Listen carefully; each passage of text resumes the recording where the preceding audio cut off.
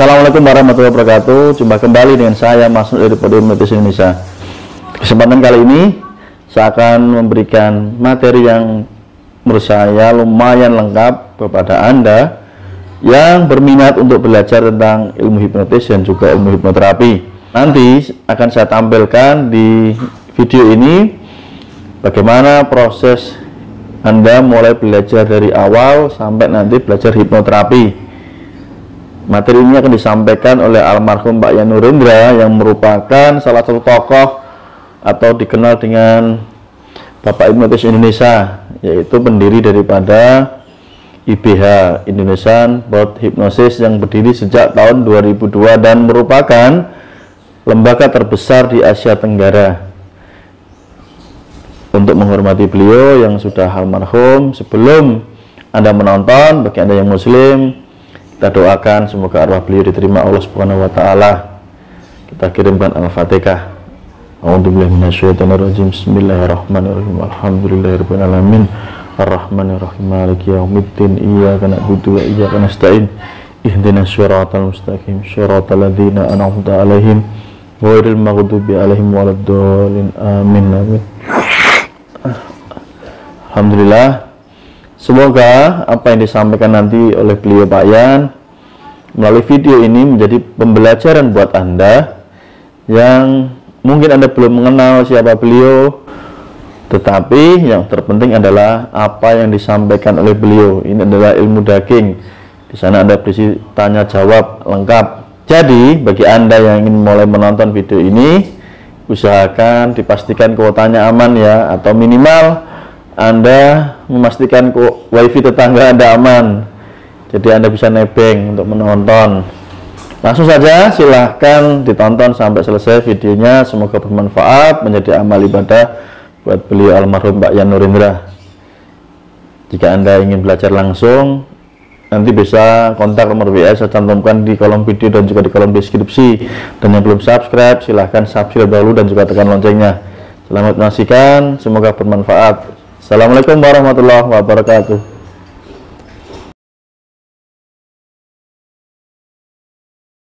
Saya mau tanya nih Pak, Ya, saya pernah lihat hipnotis di panggung ya, buat hiburan itu. Kok saya lihat banyak hal yang tidak masuk akal di situ Pak ya? Gimana itu Pak? contoh yang tidak masuk akal seperti apa? Kira-kira. Gini lah, saya pernah lihat ya sebuah pertunjukan gitu. Orang hipnotis terus namanya hilang, terus dia bingung nyari-nyari namanya. Itu kan nggak masuk akal, Pak. Maksudnya nama masih bisa hilang Pak. Ya, oke. Mungkin saya rubah pertanyaannya ya. Kenapa orang bisa melakukan hal yang tidak masuk akal dan luar hipnosis? Mungkin seperti itu ya? Iya. Sama ya? Iya. Oke. Baik. Sebelum saya menjawab, sebelum kita membedah ya, saya akan coba untuk menganalogikan kasus-kasus dalam kehidupan sehari-hari. Ya, yang sangat-sangat sehari-hari ya. Sebagai contoh, misalkan Anda pernah melihat hantu atau setan? Belum sih Pak. Belum ya? Yakin ya? Mudah-mudahan enggak Pak. Iya.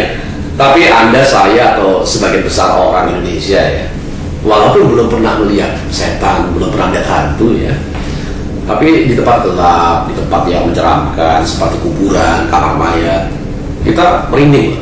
Ini kan aneh ya. Artinya secara akal sehat kita belum pernah melihat hantu atau setan. Tetapi ketika di tempat yang menyeramkan, respon kita seperti itu. Kenapa kira-kira?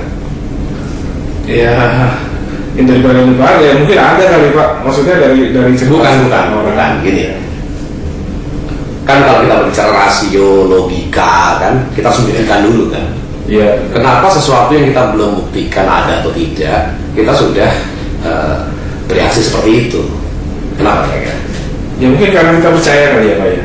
Kita ada gitu, mungkin ada, ya percaya aja gitu, ada. Entah dari mana ya? Iya, entah dari mana. Iya, oke.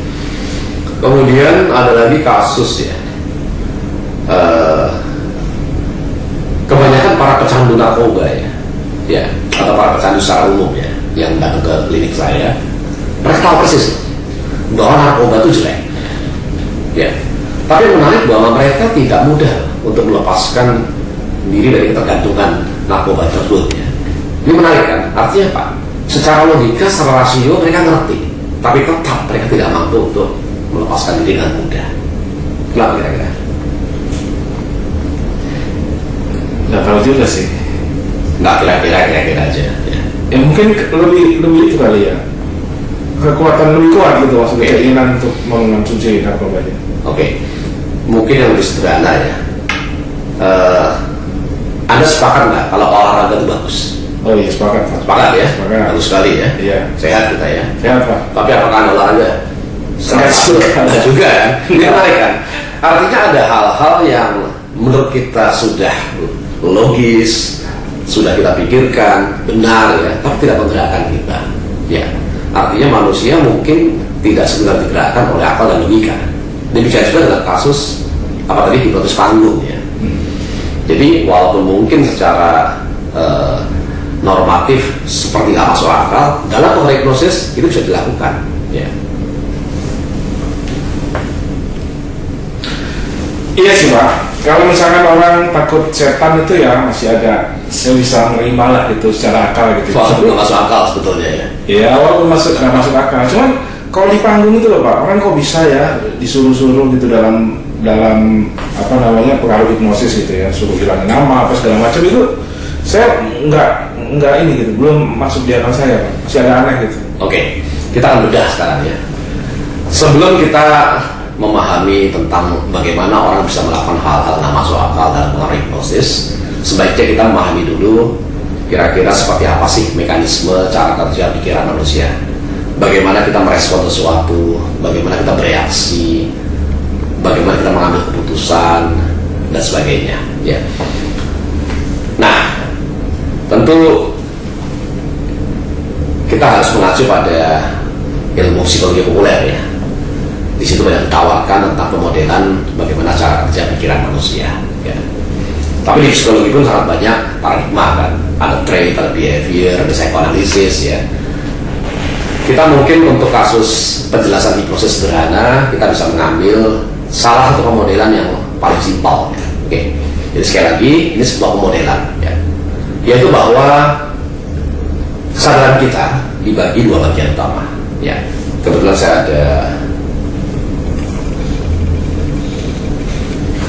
ya seperti ini ya. Jadi kesadaran kita dibagi dua. Kesadaran ini ya.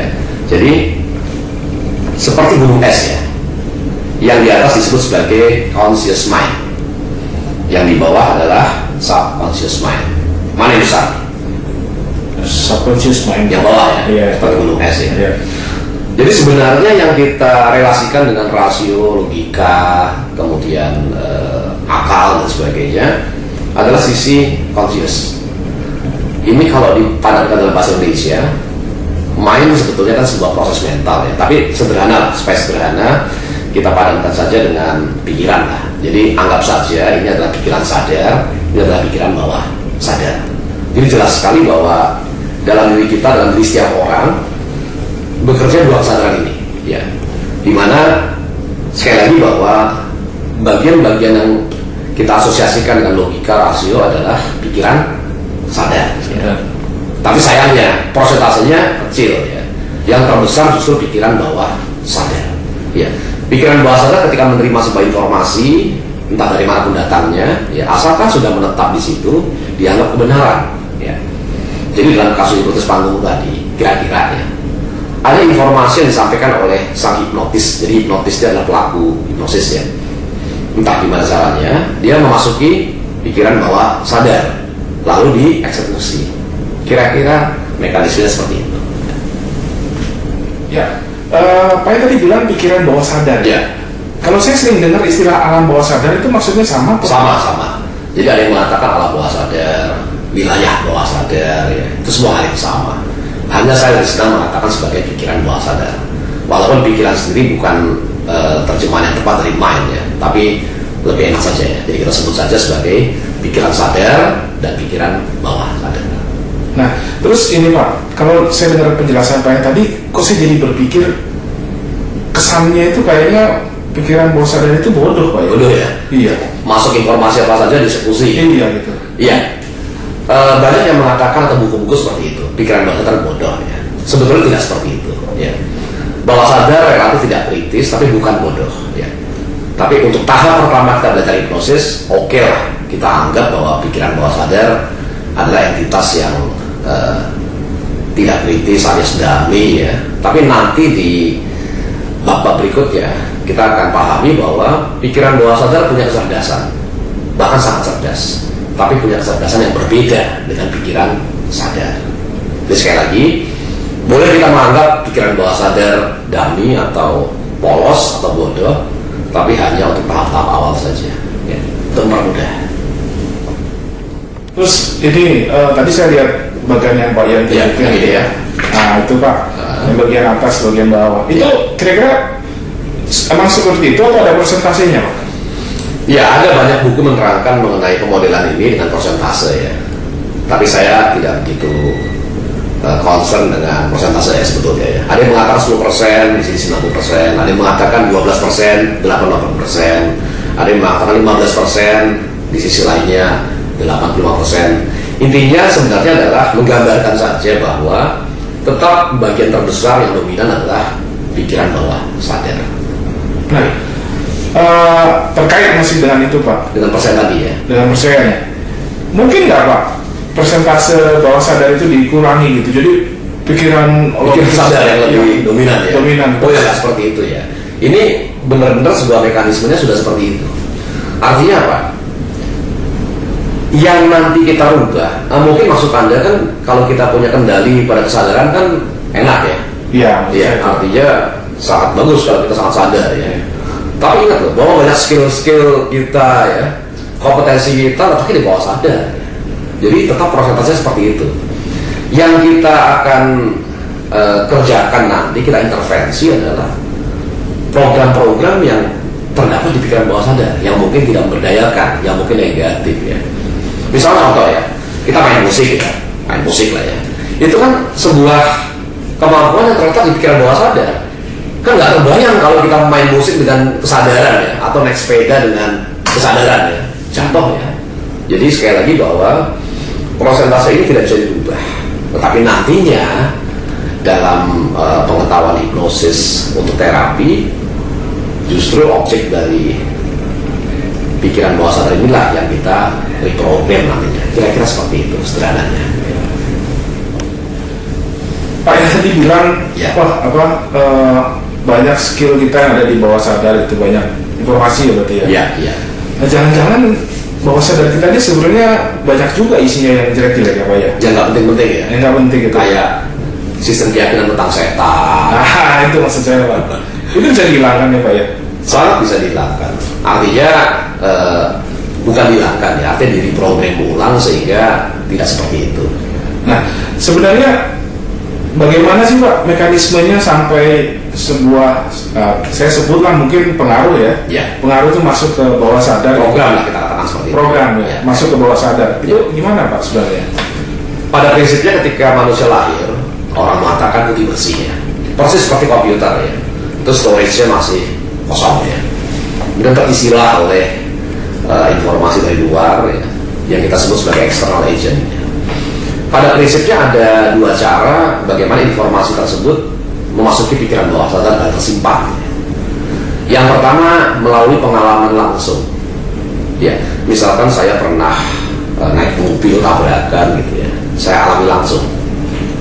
Mungkin lain kali kita akan berhati-hati, atau saya akan berhati-hati, karena saya pernah mengalaminya. Jadi apapun yang pernah kita alami sendiri, kita lakukan, ya kita punya pengalaman langsung melakukannya, itu cara yang pertama. Ya.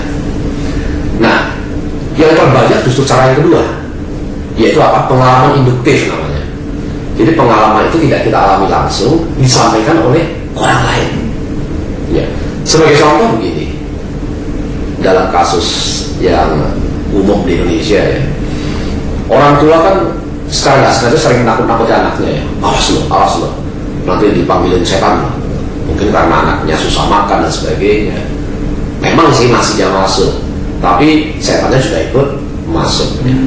Persoalan bahwa setan, jin, hantu itu ada atau tidak, soal yang berbeda. Ya, benar atau tidak, nggak jadi persoalan. Yang lebih penting adalah siapa yang mengatakannya. Yang mengatakan siapa? Orang tua aja kan.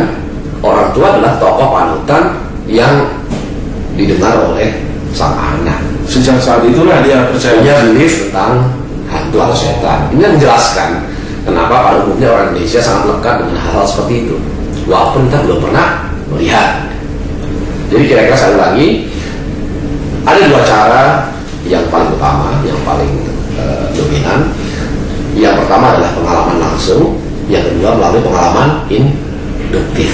Ditularkan maksudnya apa ya? Iya, ditularkan dari pihak luar. Pihak luar itu macam-macam ya. Ada orang tua, ada guru, ada teman, majalah, televisi dan sebagainya.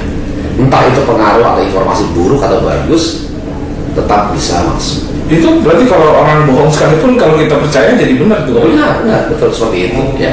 Jadi artinya terkadang benar apa salah jadi nggak penting. Tergantung siapa yang mengatakannya dan kapan mengatakannya. Sekarang bayangkan, misalkan Anda sedang senang-senangnya bisnis gitu ya, tiba-tiba bertemu dengan tokoh bisnis tingkat dunia gitu ya. Wah, asik dong. Apapun yang dia katakan, benar apa salah, kita apa? Percaya. Iya, ada kecenderungan gitu. Kira-kira seperti itu. Itu setelah saya dengar ya Pak ya cerita gitu, saya jadi kepikir gitu kan, berarti bahaya sekali ya Pak ya kalau kita dengar cerita nggak benar tapi kita dengarkan, akhirnya kita percaya.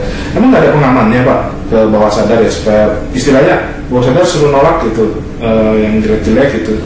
Nggak ada pengamannya. Maksudnya repot ya kalau begitu banyak informasi atau nggak benar semua masuk semua. Iya. Gitu ya. Ya tentu tidak seperti itu ya. Manusia nggak sesederhana yang dimodelkan seperti ini. Ini kan model ya. Oke, jadi manusia makin kompleks, punya pengaman, punya filter, punya mekanisme-mekanisme yang membuat kita dapat menolak. Ya, sebagai ilustrasi di sini saya gambarkan ada sebuah kotak di sini ya. Ini kita sebut saja sebagai filter ya. Artinya setiap informasi yang masuk dari luar dari panca indera kita, artinya masuk dari luar dan kita terima oleh panca indera ya. Kita merespon dunia kan melalui panca indera ya. Entah itu informasi melalui penglihatan, pendengaran, melalui rasa, melalui penciuman dan sebagainya, intinya indera itu masuk. Tapi melalui filter ini. Dan filter ini itu dikontrol oleh pengetahuan kita, intelektual kita, sistem keyakinan kita, moral, etika, ya. Jadi sederhananya sebagai sebuah filter, ketika tertutup, informasi itu tidak diteruskan ke pikiran bawah sadar. Sebaliknya ketika filternya terbuka lebar, informasi akan masuk dengan begitu saja, ya. Dan kalau separuh terbuka, ya separuh masuk, kira-kira seperti itu, ya. Kemudian filter ini juga sangat terpengaruh oleh situasi, kondisi, minat kita dan juga fokus kita. Nah, filter ini bisa kita atur sendiri atau dia bekerja begitu saja, Pak? Ya, mungkin begini ya. Ini ada pembahasannya seperti ini kira-kira. Filter ini otomatis bekerja, kan? Dia bekerja karena fokus, karena minat misalkan. Jadi misalkan Anda nonton televisi gitu ya, secara tidak sengaja karena asik ya, Anda membuka filter dengan besar di situ. Jika informasi-informasi televisi akan masuk dengan mudah. Oke, berarti siapa yang mengendalikan filter? Ya kita sendiri. Ya kita sendiri. Oh. Ya. Misalnya ketemu orang ya, seseorang tokoh bisnis yang saya katakan tadi ya. Ya dalam hal ini membuka filter siapa? Ya kita. Tetapi orang tersebut memberikan pengaruh sehingga kita membuka filter kita karena tokoh tersebut kita percaya, seperti itu. Kalau filter itu tergantung kita, Pak. Berarti sebenarnya bisa dong, Pak ya? Kita sengajakan gitu, filter terbuka, terus kita istilahnya kita isi bawah sadar kita menurut keinginan kita sendiri gitu, Pak. Bisa ya, Pak ya? Oh, sangat bisa. Itu konsep self hipnosis. Oh. Bahkan sebetulnya semua peristiwa hipnosis adalah peristiwa self hipnosis, di mana seseorang membuka filternya sendiri, kemudian memasukkan informasi dari luar. Nah, kembali ke kasus hipnotis panggung tadi ya. Berarti kira-kira seperti apa? Sang hipnotis punya keterampilan, entah gimana caranya ya nanti ya, membuat orang lain untuk terbuka filternya. Oke? Oh iya. Sehingga informasi yang konon tidak masuk akal tadi masuk ke pikiran bawah sadar, dan pikiran bawah sadar tidak kritis, sehingga dieksekusi. Sehingga apa? Muncullah adegan-adegan yang menurut Anda tidak masuk akal, ya. Jelas kira-kira?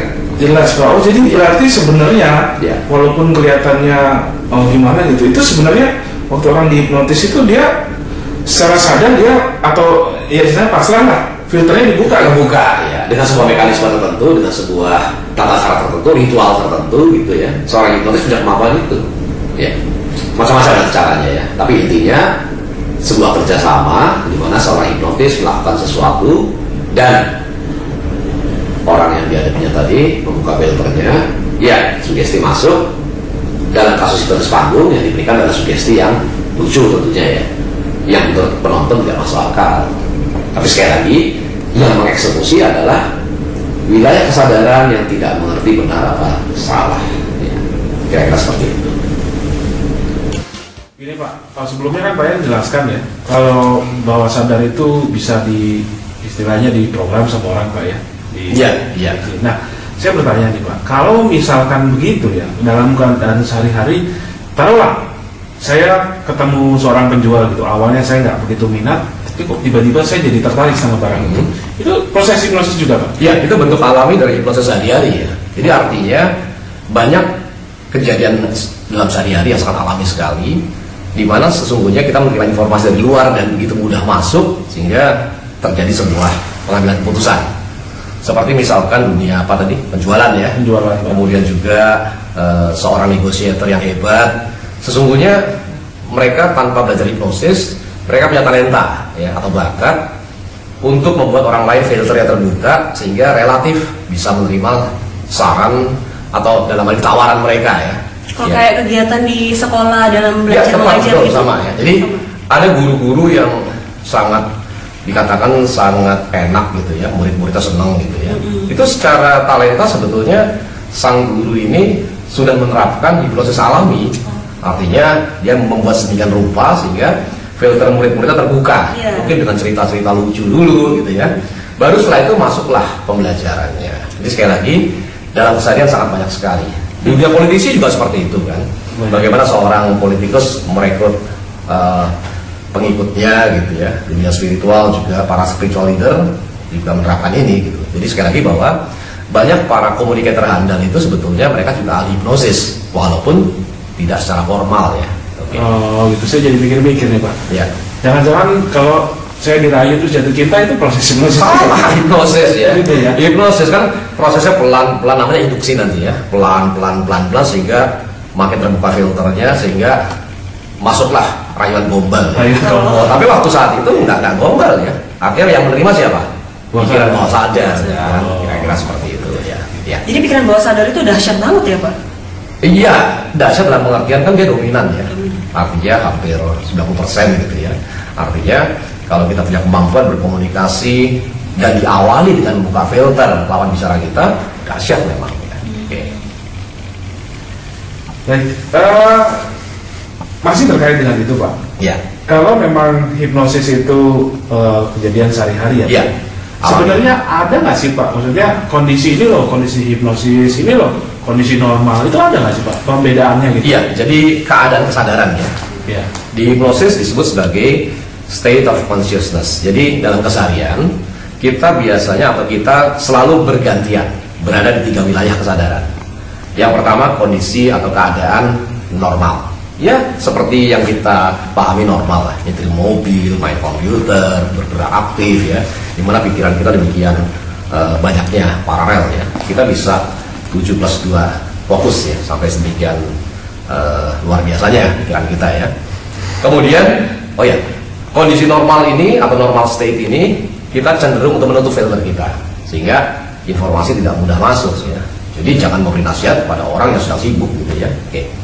Kemudian keadaan kedua, keadaan tidur atau kondisi tidur, sleep state. Tapi definisi tidurnya berbeda ya. Tidur tanpa mimpi. Kalau di gelombang otak mungkin disebut sebagai kondisi delta.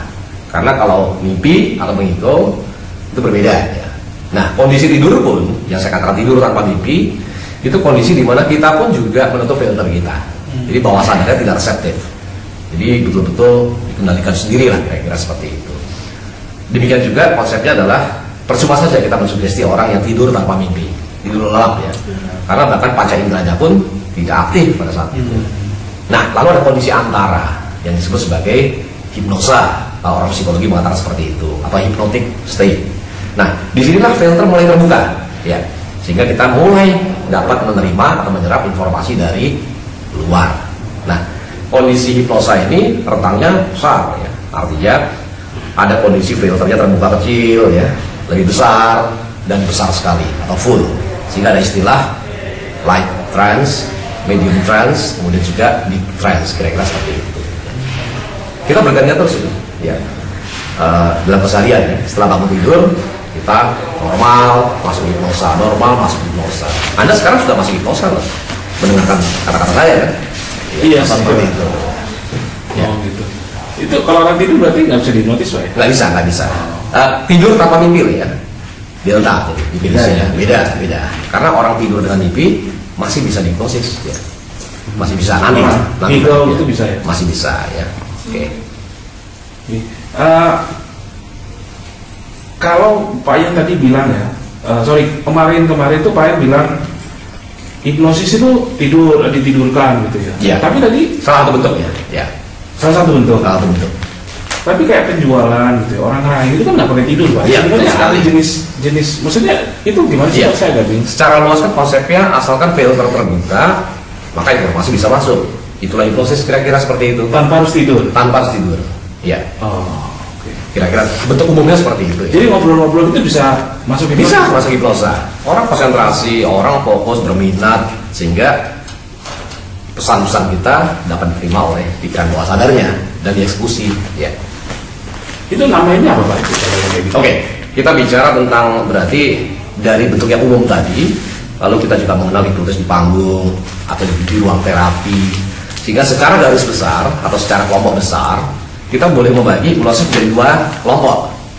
Yang pertama disebut sebagai formal hipnosis. Jadi hipnosisnya formal. Yuk saya hipnosis yuk. Atau di panggung ya. Oke, siapa mau ke depan sebagai volunteer?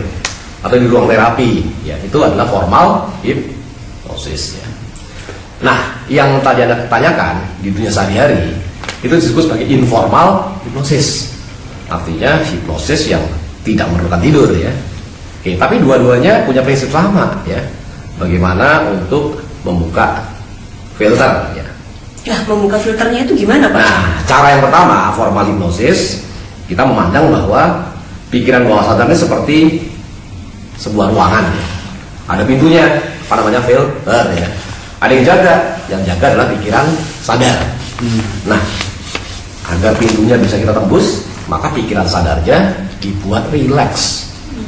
Demikian rileksnya sampai terkadang terkesan tertidur. Nah, sehingga konsep dari formal hipnosis atau lebih jelasnya merupakan dasar dari klasik hipnotism seperti menidurkan orang ya, dengan ritual-ritual tertentu ya. Padahal enggak maksudnya. Maksudnya adalah merilekskan sisi sadar atau conscious mind ya. Itu bisa dengan ritual atau dengan alat-alat tertentu gitu, ya, Pak? nanti mungkin kita bicara prosedurnya ya. Tapi intinya filosofinya adalah bagaimana membuat si penjaga lupa jaga pintu bawah sadar. Oh, jadi langsung masuk berarti, Pak? Iya, kan tidur kan. Informasi. Iya, kita bisa terbuka. Sedangkan informal hipnosis, penjaganya diajak ke sana kemari, ya, sampai lupa menjaga pintunya. Dialihkan. Lalu kita masuk melalui backdoor pesannya, kira-kira seperti. Jadi tanpa harus tidur. Tanpa harus tidur. Ya. Oh. Tapi dia pun seakan-akan tidak lagi menjaga pintu tersebut. Ya. Oke. Nah, biasanya kalau kita belajar hipnosis seperti yang di Pahati Awam ya, pasti kita belajar formal hipnosis sebagai dasar. Hipnosis yang sangat sederhana atau disebut sebagai klasik hipnotism ya, atau konvensional hipnotism ya. Walaupun caranya sederhana yang tidur tadi ya, tetapi ini merupakan sebuah sebuah metode yang membuat orang menjadi lebih mudah memahami, oh ini loh bawah sadar, ini tuh cara kerjanya, ini loh teknik induksi dan sebagainya. Sugesti itu seperti ini. Nah, nanti ketika seseorang sudah memahami benar ya proses sederhana ini, nantinya akan dapat memasuki hipnosis lain yang jauh berbeda ya. Nah, sedangkan kalau informal biasa dijelaskan justru di kelas-kelas public speaking misalkan ya, kelas negosiasi misalkan ya. Oke, jadi agak berbeda sedikit ya. Walaupun prinsipnya sama-sama untuk membuka filter. Ya. Boleh nggak Pak saya ngambil kesimpulan Ya. gini? Jadi kalau ini supaya membedakan gitu Pak ya. Ya. Kalau formal hipnosis itu artinya ada kesepakatan gitu Pak. Maksudnya sebelumnya yuk kita hipnosis. Ya, kira-kira seperti itu. Oh. Sederhananya ya. Oke. Kayak di ruang terapi kan, orang datang memang berniat untuk ditidurkan hipnosis ya, untuk diterapi. Oh. Atau di panggung ya, ke selamat malam, siapa yang mau naik ke panggung ya. Oke, jadi ada seperti kesepakatan lah, kira-kira seperti itu ya. Iya. Oke. Jadi saya mulai agak apa-apa. Nah, Ya. Ini kan berarti untuk membedakannya, maksudnya kalau saya lihat tadi Pak yang cerita formal hipnosis itu Ya. ada step-stepnya berarti Pak ya? Iya, baik. Seperti saya katakan tadi bahwa belajar hipnosis cara paling mudah adalah belajar formal hipnosis atau klasik hipnosis namanya. Sebagai awal Pembukaan saja ya. Pembukaan, ya. Oke. Karena langkah-langkahnya sederhana sekali. Ya.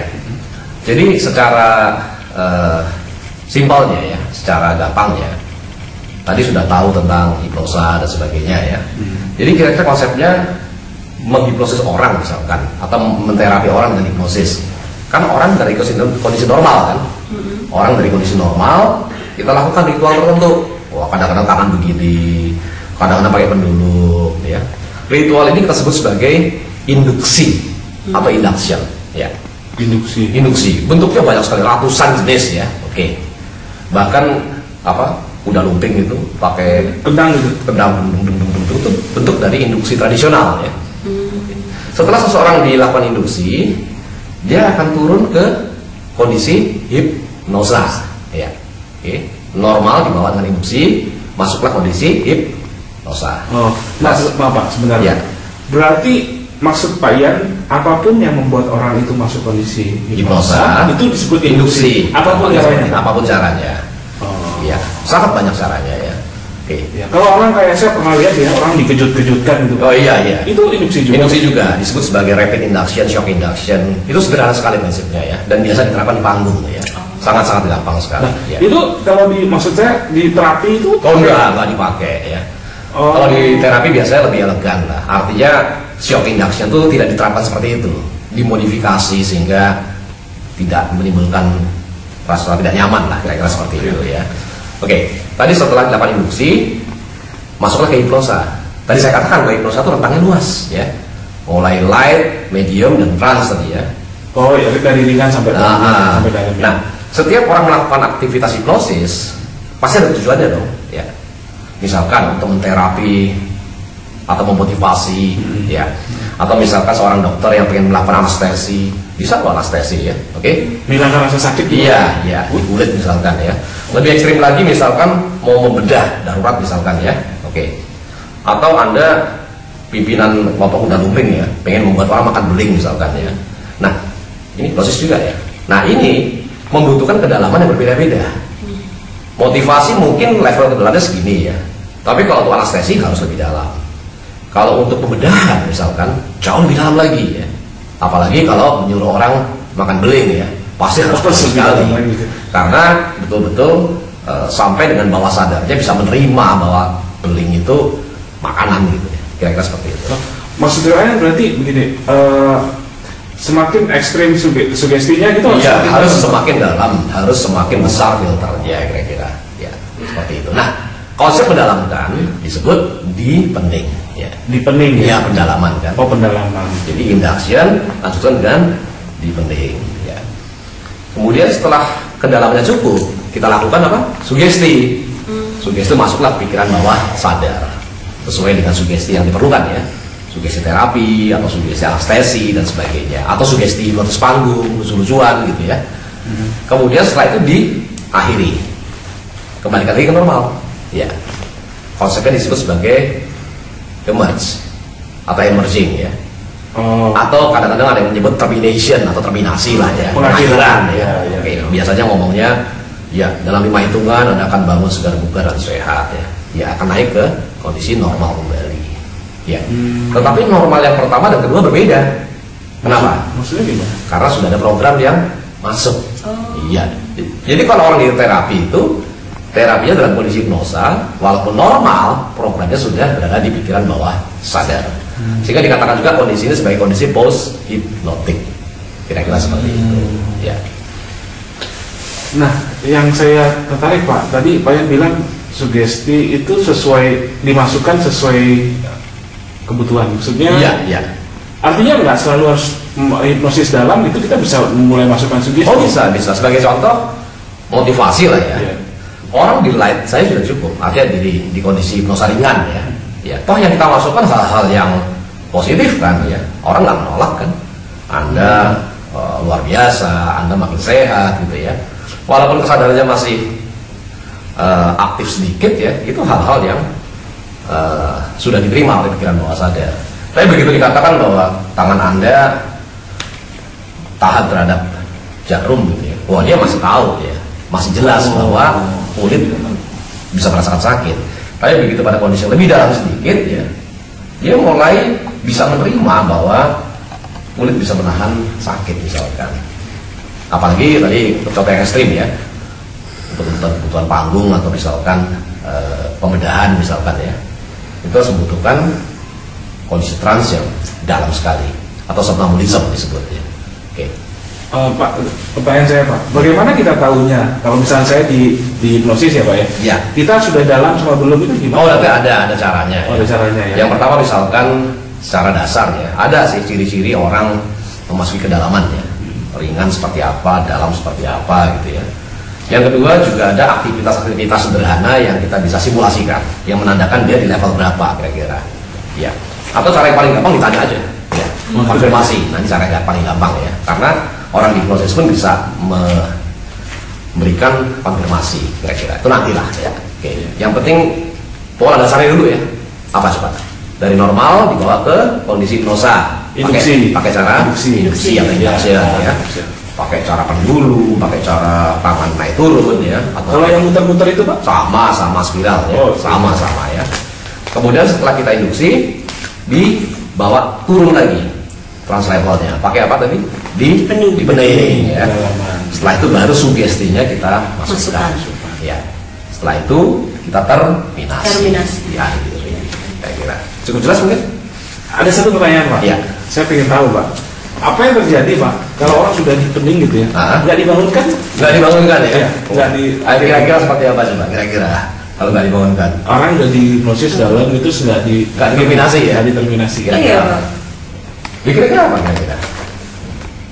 Nyawanya itu? Ini nggak bisa balik lagi. Bisa balik lagi. Normal nggak? Iya. Jadi sebenarnya kan tadi saya sudah menggambarkan ya, kondisi normal, kondisi hipnosa, terakhir kondisi apa? Tidur lelap tanpa mimpi. Artinya kalau seseorang dipening terus kita tinggal ya, dia akan turun terus. Akhirnya menembus batas sehingga masuk ke wilayah tidur.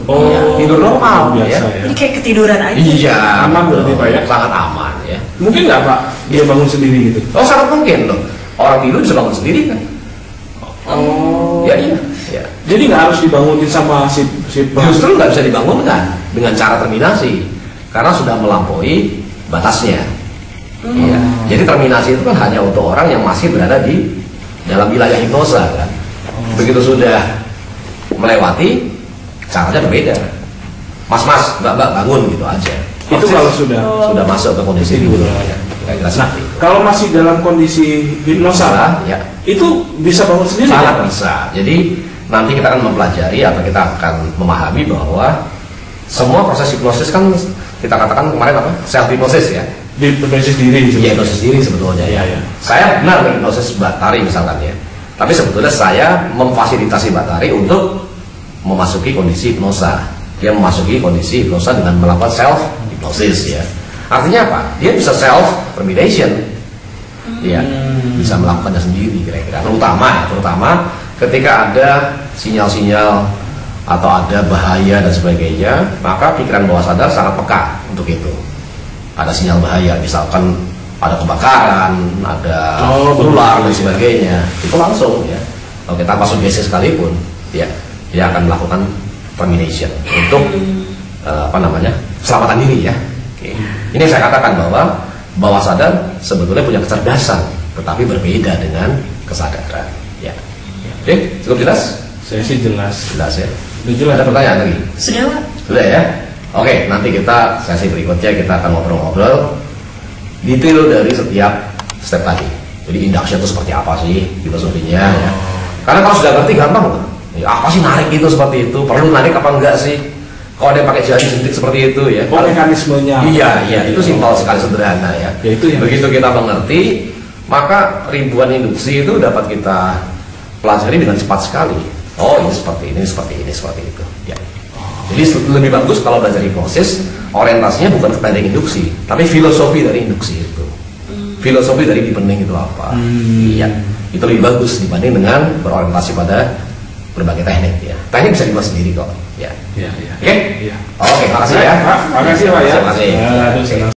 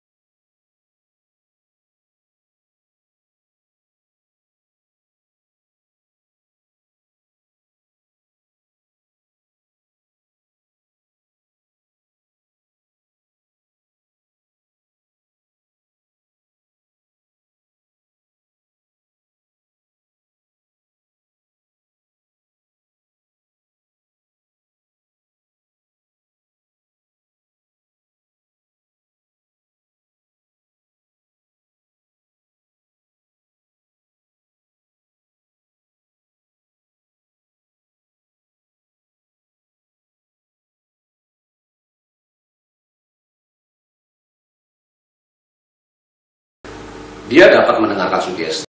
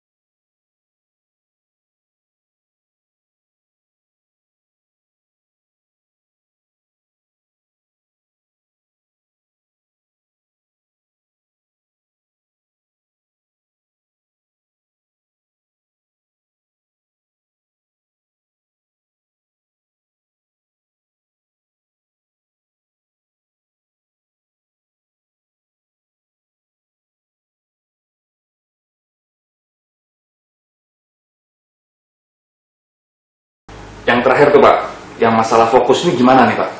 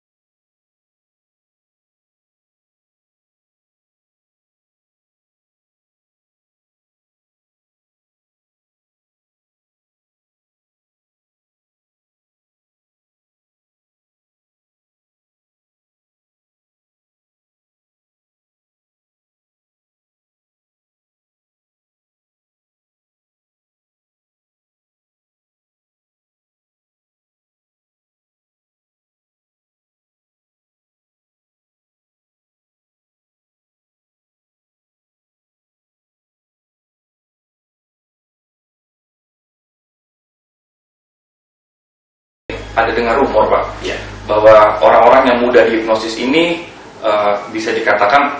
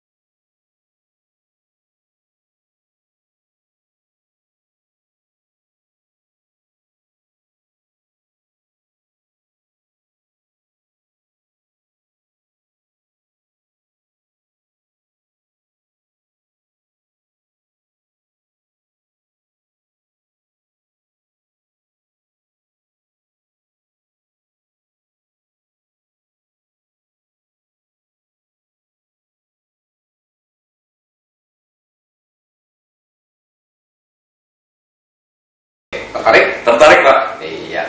Bagaimana diskusi kita hari ini?